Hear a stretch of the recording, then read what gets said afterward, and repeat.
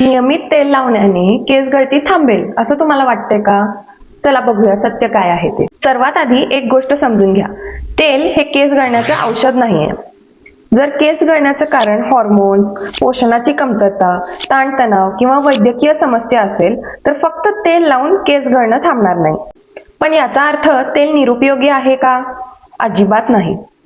तेल स्कॅल्पला मॉइश्चर देते, केसांना मऊ ठेवते आणि तुटणे कमी करू शकते. जसं की आपण लास्ट व्हिडिओमध्ये बघितलं, केस गळणे आणि केस तुटणे यामध्ये बराच फरक आहे.